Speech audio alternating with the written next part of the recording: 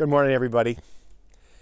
There are certain events in the history of television that are just momentous.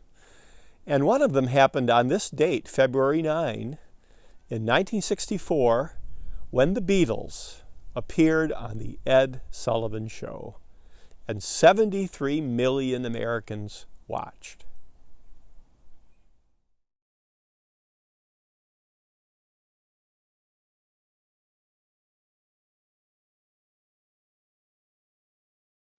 The Beatles played in clubs in Liverpool. Here they are in the Cavern Club, which was one of their many places. This is the early 1960s. They also were in Hamburg, Germany for a bit. They played a lot of hours, got really good. You'll notice the drummer on the right is not Ringo. Ringo is going to join later. So by the time 1963 came, they were pretty accomplished. And here they are on their first appearance on British television, a variety show. Again, this is 1963. This is the year that they're going to really get noticed. This is the year they have their first album, Please Please Me. And they had a bunch of songs on the charts in Britain. And later that year, they were invited to the Royal Variety Show at Albert Hall. They had played at Albert Hall already. The Queen Mother was there. Princess Margaret was there. This is where John made the joke about normal people clap and rich people just rattle your jewelry.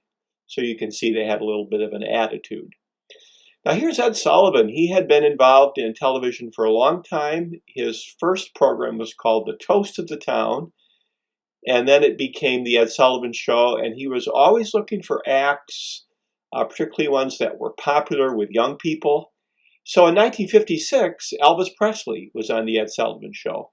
And even though Ed Sullivan didn't really like that kind of early rock and roll, he could see which way the numbers were going, so he had Elvis. He happened to be in Britain in 1963 when the Beatles came back from a tour in Sweden, and he was struck by the huge crowd at Heathrow.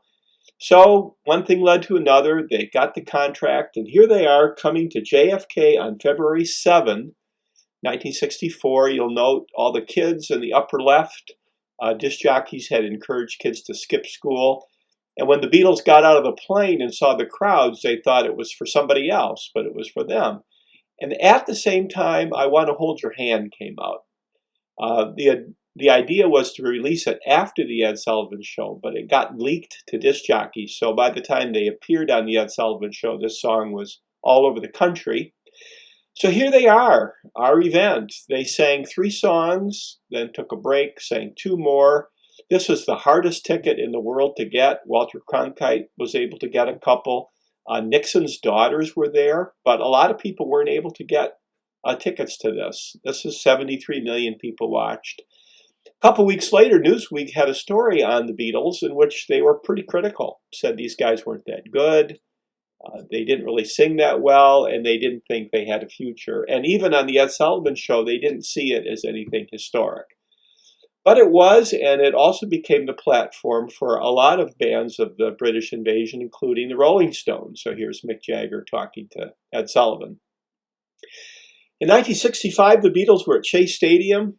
First time a rock and roll band had appeared in a venue like that. They couldn't even hear themselves play because the screaming was so loud, but they were so good that they stayed perfectly in tune and in time. And it was later that same year, 1965, they received the Order of the British Empire from the Queen. They went to Buckingham Palace. There's a great photo of them drinking tea. It's really cool. So this chart reminds us how domineering the Beatles were in those mid-60s. All the yellow are songs they had. They had 6 in the top 10, I think. This is their last public concert, 1966 in August at Candlestick Park in San Francisco. So 1964, Ed Sullivan, 2 years later, they're done touring. They were just tired of the screaming and wanted to do more studio work. And they did make a final performance on the roof of Apple headquarters, 1969. In January, they played for about 45 minutes. This is on YouTube. You may want to take a look at it. It's pretty interesting.